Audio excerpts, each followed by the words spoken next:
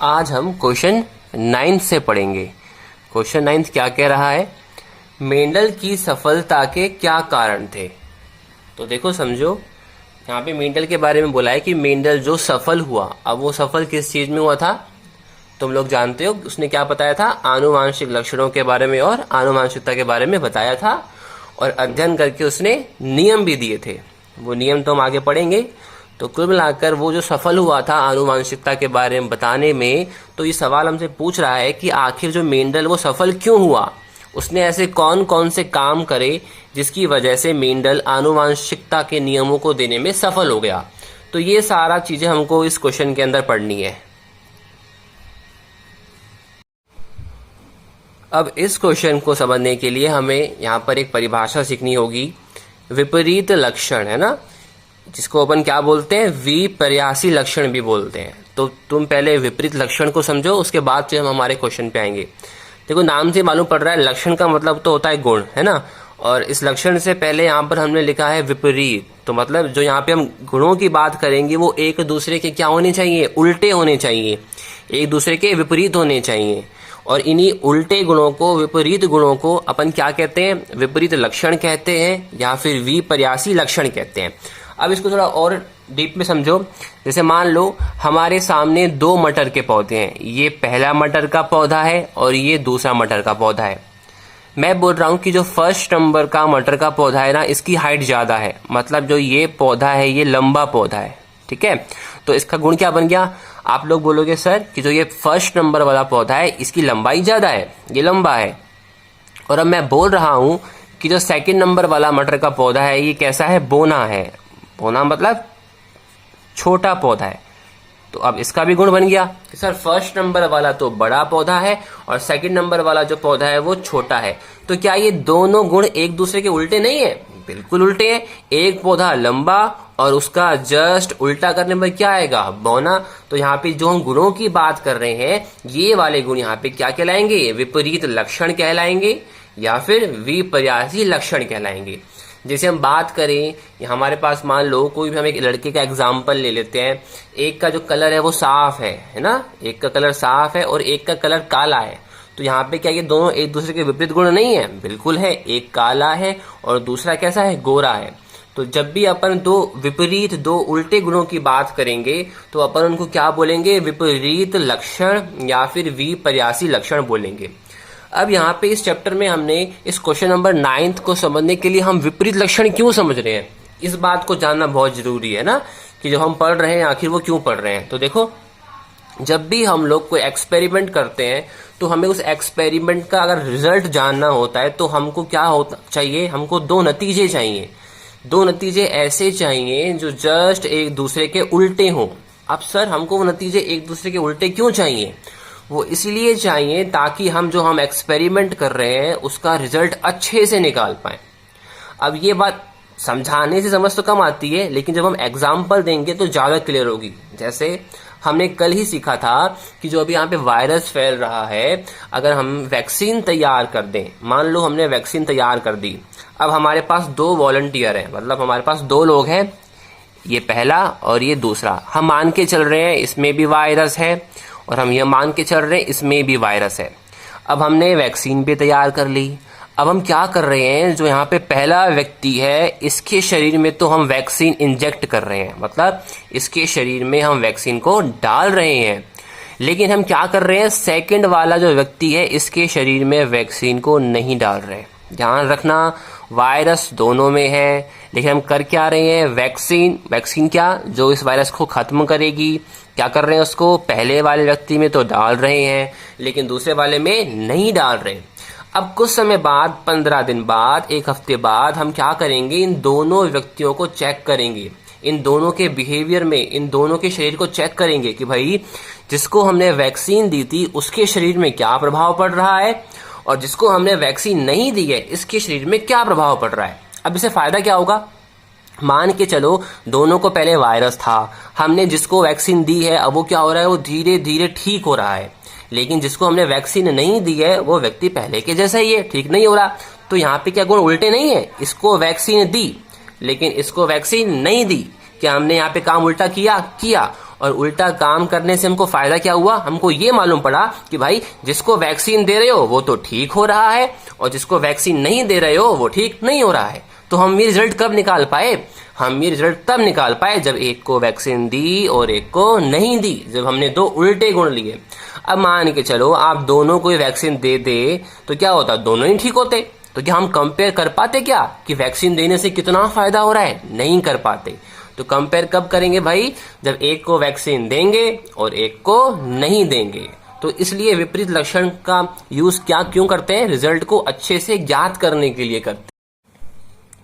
अब हम हमारे क्वेश्चन नंबर 9 पर आते हैं कि मेंडल की सफलता के क्या कारण थे। तो देखो यहाँ पर हेडिंग लगी हुई है मेंडल की सफलता के कारण। तो इसमें हम पहला पॉइंट पढ़ रहे हैं कि आखिर मेंडल को हम सफल क्यों मान रहे हैं, वो क्यों हुआ। मेंडल ने अपने प्रयोगों हेतु मटर के पौधे का चयन किया। हम पहली बात बोल रहे हैं कि मेंडल इसलिए सफल हुआ क्योंकि उसने मटर के पौधे का चयन किया। अब ये बात तो आपने कल वाली वीडियो में भी सीख ली थी कि मटर के पौधे में क्या खास बात होती है।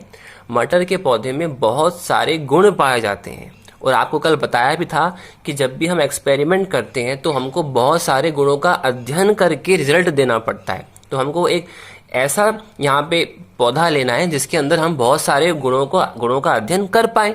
तो मटर के पौधे के पास ये खास बात है कि मटर के पौधे में कई प्रकार के गुण पाए जाते हैं जिन पे आप एक्सपेरिमेंट कर सकते हो। तो पहली बात तो ये कि मेंडल ने अपने प्रयोगों हेतु मटर के पौधे का चयन किया। अब देखो इसमें एक लाइन और ऐड की गई है जिसमें मतलब मटर के पौधे में जिसमें कई विपरीत लक्षण होते हैं। लक्षण तो होते हैं बहुत सारे, वो तो हम बोल रहे हैं, लेकिन वो लक्षण कैसे होते हैं, एक दूसरे के उल्टे होते हैं।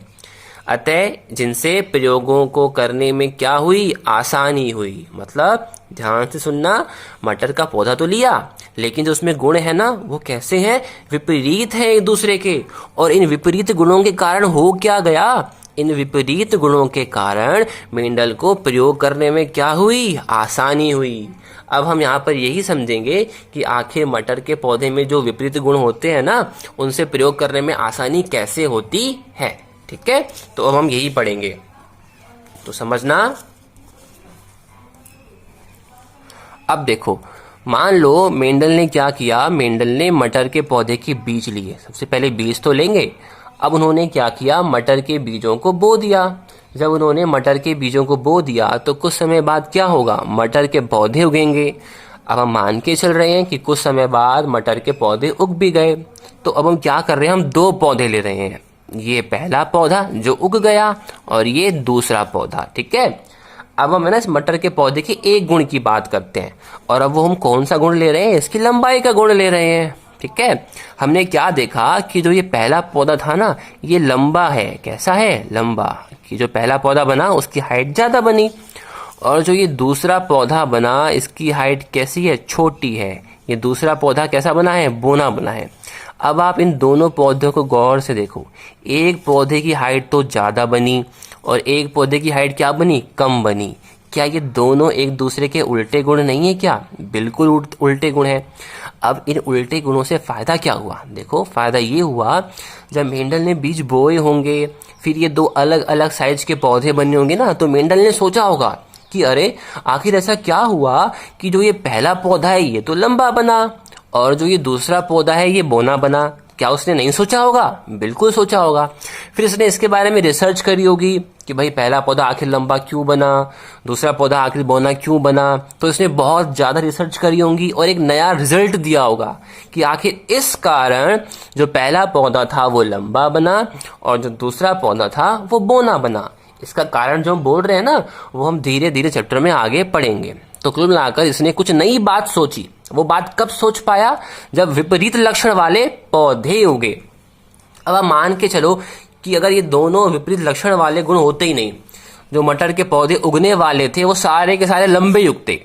मान लो जो मटर के पौधे उगते बीजों से वो सारे के सारे लंबे उगते, तो क्या एक नई बात सामने निकल कर आती, क्या नहीं निकल कर आती। वो कौन सी बात नहीं निकल कर आती कि आखिर भाई कुछ पौधों में तो अलग खास बात है, कुछ लंबे उग रहे हैं और कुछ पौधों में अलग खास बात है वो छोटे उग रहे हैं। तो ये नई चीज हम कब जान पाए, जब विपरीत लक्षण वाले पौधे बने। अगर सारे के सारे लंबे बनते तो ये नई बात निकल कर नहीं आती, या फिर सारे के सारे छोटे निकल कर आते तो हम इतनी चर्चा करते ही नहीं लंबाई के बारे में। तो हमने लंबाई के बारे में ज्यादा एक्सपेरिमेंट कब करे, जब हमने देखा कि भाई कुछ तो लंबे बन रहे हैं और कुछ छोटे बन रहे हैं। तो आप सोचो, क्या विपरीत गुण होने के कारण हम रिसर्च ज्यादा नहीं कर रहे, और ज्यादा रिसर्च करेंगे तो रिजल्ट भी कैसे आएंगे, अच्छे आएंगे। इसलिए इसकी सफलता का कारण क्या था कि भाई इसने मटर के पौधे का चयन कर लिया, और सबसे बड़ी बात कि मटर के पौधे में क्या होते हैं, विपरीत लक्षण होते हैं, जिससे इसको नई एक चीज मिली सोचने के लिए कि आखिर कुछ लंबे क्यों और कुछ छोटे क्यों, जिससे अच्छे और नए नतीजे निकल पाए।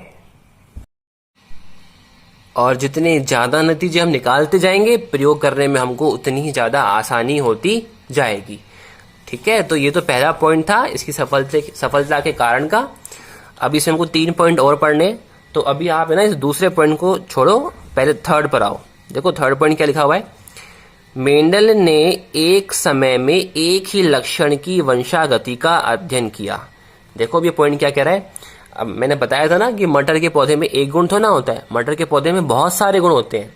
लास्ट वीडियो में बताया था कि एक तो मटर की लंबाई का गुण हो जाएगा, दूसरा उसके फली के रंग का गुण हो जाएगा, फिर बताया था तीसरा जो इसके अंदर मटर है उसके हम साइज का गुण देखेंगे। तो इस प्रकार मटर में 7 गुण होते हैं। अब वो 7 गुण कौन कौन से होते हैं वो हम इस चैप्टर में अभी आगे पढ़ेंगे। तो इसने क्या किया, जब ये एक्सपेरिमेंट कर रहा था ना, तो इसने क्या किया, सारे गुणों को एक साथ नहीं देखा। इसने क्या किया, जब पहली बार एक्सपेरिमेंट किया तो केवल लंबाई पर ही ध्यान दिया। केवल इसने ये देखा कि लंबाई पर क्या फर्क पड़ रहा है एक पीढ़ी से दूसरी पीढ़ी में जाने पर। चलो भाई ये एक्सपेरिमेंट कर लिया। उसके बाद जब इसने दोबारा एक्सपेरिमेंट किया तो अब ये लंबाई को नहीं देख रहा, अब ये केवल फली के कलर को देख रहा है। अब इसका सारा ध्यान केवल फली के कलर पर ही है कि पीढ़ी दर पीढ़ी फली के कलर में क्या प्रभाव पड़ रहा है। चलो भाई, जब उसने तीसरी बार एक्सपेरिमेंट किया तो अभी क्या कर रहा है, केवल जो उसके अंदर मटर है, जो बीज है, उसके आकार को ही देख रहा है और किसी चीज को नहीं देख रहा। तो क्या कर रहा है, ये केवल एक ही लक्षण का क्या कर रहा है, अध्ययन करता जा रहा है। अब एक ही लक्षण के अध्ययन से क्या फायदा हो रहा है, हम क्या हो रहे हैं, कंफ्यूज नहीं हो रहे हैं। कंफ्यूज क्यों नहीं हो रहे हैं, क्योंकि हम केवल एक ही लक्षण का अध्ययन कर रहे हैं। तो हम आराम से इसने एक एक लक्षण का अध्ययन किया और नए नियम देता गया और नतीजे बनाता गया। तो तीसरा कारण क्या था कि मेंडल ने एक समय में एक ही लक्षण का अध्ययन किया। फोर्थ, सफलता का कारण बहुत इजी, मेंडल ने अपने प्रयोगों के लिए सभी आंकड़ों का, आंकड़े मतलब जो उसने आंकड़े इकट्ठे करे, जो उसने नतीजे इकट्ठे करे, उन सभी का क्या किया, सावधानी पूर्वक विश्लेषण किया। मतलब उसने जितने भी रिजल्ट इकट्ठे करे उन सबको उसने सावधानी पूर्वक समझा और उसके बाद रिजल्ट दिया। ठीक है, तो ये तो मेन 3 कारण हो गए सफलता के। अब यहाँ पे जो हमने दूसरा स्किप किया था इस पर आते हैं। देखो ये वाला कारण क्या कह रहा है, मेंडल ने आनुवांशिक रूप से शुद्ध पौधों का चयन किया। इसका मतलब ये है कि मेंडल जब अपने एक्सपेरिमेंट करने के लिए मटर के पौधों का चयन कर रहा था ना, तो वो मटर के पौधे इसने शुरुआत में कैसे लिए थे, शुरुआत में इसने शुद्ध मटर के पौधे लिए थे। अब हमको यहाँ पर यही समझना है कि आखिर ये शुद्ध मटर के पौधे क्या होते हैं।